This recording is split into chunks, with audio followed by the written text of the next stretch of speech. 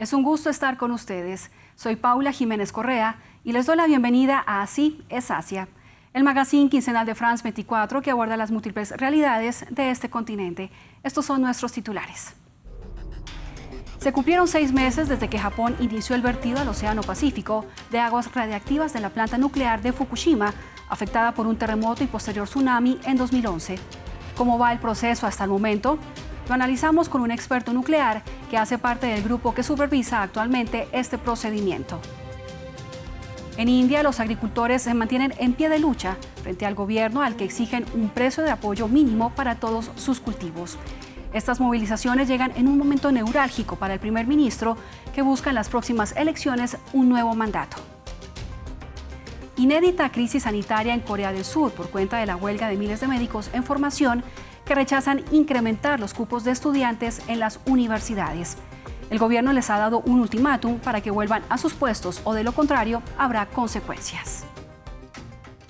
Iniciamos este recorrido por el continente asiático en Japón, que hace 6 meses inició el vertido de aguas radiactivas de la planta nuclear de Fukushima al Océano Pacífico, una decisión que generó controversia tanto en la región como en el mundo.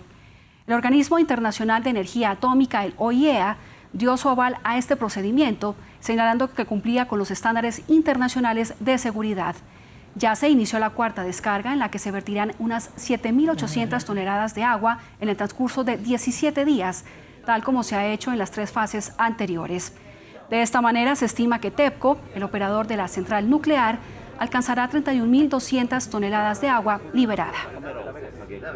Precisamente hace 6 meses tuvimos aquí en Así es Asia a Cristian Laborda, consultor senior en Derecho del Mar, Conservación Marina y Pesca, para hablar de las implicaciones de este vertido de agua radiactiva al mar. Y hoy, 6 meses después, tenemos en el programa a Abel Julio González, quien hizo parte de la Comisión de Estándares de Seguridad del OIEA y actualmente integra el grupo de tareas de este organismo que inspecciona la descarga de estas aguas radiactivas. Señor González, gracias por estar con nosotros y quiero iniciar preguntándole cuándo y cómo nació la idea de verter estas aguas al océano y cómo va el proceso. Muchas gracias por la invitación. Bueno, en primer lugar, este es un proceso muy complejo en el cual yo estoy involucrado con otros expertos y obviamente los detalles están cubiertos por un problema de confidencialidad industrial, así que yo me voy a referir a los aspectos generales, que los que creo que son interesantes para el público, no los detalles técnicos. Lo que pasó es algo que creo que todo el mundo sabe, hubo un accidente. El accidente no fue un accidente nuclear, no fue un error de operación o una falla en la central, fue un terremoto catastrófico que destruyó buena parte de Japón. La planta de Fukushima lo aguantó, no hubo ningún daño por el terremoto en la planta, pero ese terremoto ocurrió en el mar y produjo una sacudida en el mar, lo que nosotros llamamos un maremoto, en Japón se llama un tsunami, pero de características catastróficas. Es decir, los maremotos nuestros son una olita que viene a la playa y moja un poco a la gente. Esa fue una subida de 30 y pico de metros, es decir, un equivalente a un edificio de 10 pisos. Mató a mucha gente, todo lo que estaba en la costa y no pudieron correr arriba a la montaña, los mató. Y obviamente arruinó los sistemas de refrigeración que tienen las plantas. Para una planta parada hay que refrigerarla, es como un horno en una pizzería, ¿no es cierto? Usted puede parar el horno, pero el horno sigue caliente, hay que refrigerarlo. Bueno, eso fue lo que pasó. El tritio, primero hay que hablar un poco del tritio. Efectivamente, el tritio es un hidrógeno común como el otro hidrógeno, un poco más pesado, que es radioactivo. Ahora vamos a hablar qué quiere decir radioactivo. El tritio es un elemento natural, cosa que casi nadie dice. Se produce en la alta atmósfera por rayos cósmicos que vienen en la alta atmósfera y se genera permanentemente grandes cantidades de tritio.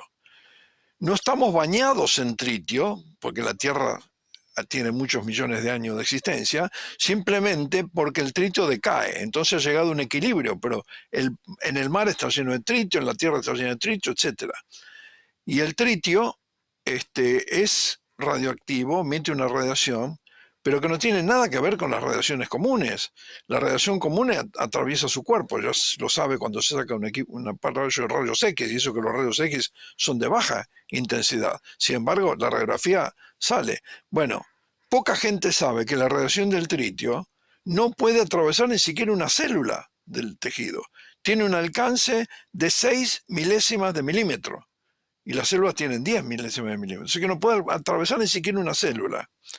Y desde el punto de vista de la seguridad, ha sido muy estudiado por las Naciones Unidas. Hay una declaración de la Asamblea General de Naciones Unidas, que se la voy a leer, le puedo mandar el documento. Dice que si bien se han realizado una serie de estudios epidemiológicos entre trabajadores y miembros de la población que expuestos al tritio, hasta el momento no se ha observado ningún daño en esa gente. Las Naciones Unidas lo han dicho. Es decir, el tritio no ha demostrado ser dañino. Ahora usted dirá, entonces, ¿por qué no protegemos? Porque hacemos una conjetura, eso es lo que la gente tiene que entender. Hacemos una conjetura que si bien no hemos visto daño debido al tritio, creemos que puede ocurrir, un riesgo bajísimo puede ocurrir. Señor González, este procedimiento está planeado para hacerse durante 30 años o más. Progresivamente y con el paso del tiempo, estas aguas, según el OIEA, por ahora tienen estándares de seguridad permitidos, así como nos lo ha comentado. Pero con el paso del tiempo, ¿no serán perjudiciales y peligrosas tanto para la vida marina como para la vida humana? Le voy a dar un detalle que poca gente sabe. Mientras que las normas industriales lo protegen de lo que usted va a incurrir en ese momento, las normas de protección internacionales, las normas radiológicas, que no son solo del OIEA, son de todas las organizaciones internacionales, de la WHO, esas normas están basadas no en lo que usted va a incurrir, sino en lo que compromete para todo el futuro. Es decir, piensan qué va a pasar dentro de años y sobre esa base hacemos los cálculos. Eso ocurre solamente con el material radioactivo, no con la polución común. La polución común, esa que sucede, ¿no es cierto? Pregunte dónde tiran las aguas cloacales, por ejemplo, de las ciudades colombianas, la tiran al mar. Esa polución se controla de acuerdo a lo que usted va a incurrir en ese momento, pero nadie piensa en el futuro. Para las radioactivas, los cálculos se hacen con el futuro, no solamente con el presente. Y eso poca gente lo sabe. Por eso se dice que lo que se limita no es la dosis, sino la dosis comprometida. Por eso se usa la palabra comprometido, committed en inglés. Señor González, es decir, que por supuesto que el futuro se tiene en cuenta. Frente a este panorama, es mucha la preocupación por parte de los pescadores japoneses e incluso de Corea del Sur y otros países en la región. ¿Qué decirle ante esta preocupación frente a todos los resultados que está teniendo el OIEA y al decir que no había otra salida más que verter estas aguas? Bueno, la primera recomendación que le daría es que vean menos a periodistas que le generan problemas o que le generan estos efectos psicológicos. Es lo primero que le recomendaría. Pero además al resto del mundo le diría que en esa zona hay otros problemas. Hay problemas políticos, históricos, que los latinoamericanos directamente es muy difícil de entender, porque nosotros tenemos muchos problemas, pero no esos, y que se mezcla la ciencia con la política. Y hay que ser cuidadoso y separar la ciencia de la política. Señor González, muchísimas gracias por haber estado aquí en Así es Asia. Gracias a usted. Los agricultores en India han puesto en jaque al gobierno del primer ministro Narendra Modi, quien buscará en las próximas elecciones un tercer mandato consecutivo. Las voces en la calle se han alzado para exigir un precio mínimo de apoyo para todos sus cultivos y aunque el gobierno ha ofrecido alternativas, los manifestantes aseguran que no darán su brazo a torcer hasta que sus demandas sean escuchadas.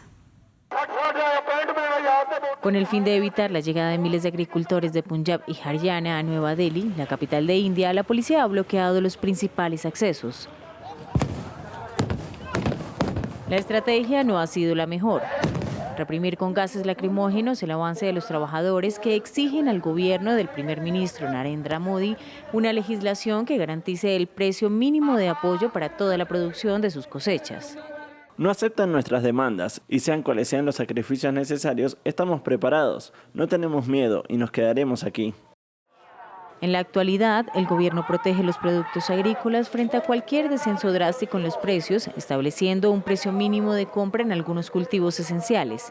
La medida puede aplicarse a 23 productos, pero se suele garantizar solo el precio del arroz y del trigo. Pero esto no es suficiente para los agricultores, que a pesar de los diálogos con representantes del gobierno, no se ha logrado ningún acuerdo.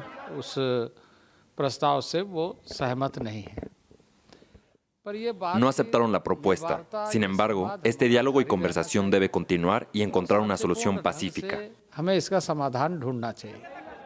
Los grupos de agricultores han dicho no a la propuesta anterior del gobierno de contratos de 5 años y precios de apoyo garantizados para productos como maíz, algodón y legumbres. Las movilizaciones llegan en un periodo electoral crucial para el gobierno de Modi, quien aspira a lograr un tercer mandato consecutivo en las próximas elecciones que se realizarán entre abril y mayo. Los agricultores son un sector clave para Modi, ya que su partido, BJP, gobierna en Haryana y en otros estados con una importante población agrícola. Corea del Sur es también escenario de protestas, pero aquí los protagonistas son los médicos en huelga que rechazan el plan del gobierno de aumentar los cupos de medicina en las universidades, con el fin de tener 2.000 profesionales adicionales para 2035.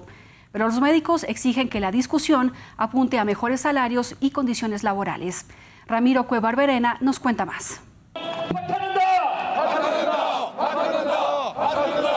La tensión en el sistema de salud de Corea del Sur continúa su escalada. A raíz de la huelga de médicos residenciales y universitarios, la capacidad sanitaria del país se encuentra en cuidados intensivos. Sin embargo, a pesar de la protesta que involucra a casi 9.000 médicos, el gobierno advirtió que no planea desistir de sus planes de reforma. Es difícil justificar bajo cualquier circunstancia la acción colectiva que toma como rehenes la salud y las vidas públicas y amenaza la vida y la seguridad humana. El proyecto consiste en aumentar en 2.000 los cupos para estudiantes de medicina, actualmente fijado en poco más de 3.000, con el fin de incrementar la cantidad de profesionales para 2035 en uno de los países que enfrenta un rápido envejecimiento de su población. Por su parte, para los académicos no es una solución y pretenden que el gobierno se enfoque en mejores condiciones laborales y salarios a los actuales médicos. Aumentar repentinamente 2/3 del personal en un año es inaceptable, incluso desde la perspectiva de un educador. Además, se necesitan 10 años para que los estudiantes de medicina puedan ejercer como médicos. No creo que el problema actual pueda resolverse aumentando el número de médicos dentro de 10 años. Mientras las instancias de negociaciones se dilatan y la medida de fuerza persiste, los médicos fueron advertidos de que sus licencias pueden ser removidas o suspendidas si no cumplen la orden de regreso exigida por el gobierno. Y para el cierre les dejo esta imagen. Se trata del primer ministro de India, Narendra Modi, quien con un atuendo tradicional y una varita de plumas de pavo real se sumergió a varios metros de profundidad en el mar Arábigo para rezar en lo que se cree es un templo hindú. Llegamos al final de esta edición de Así es Asia.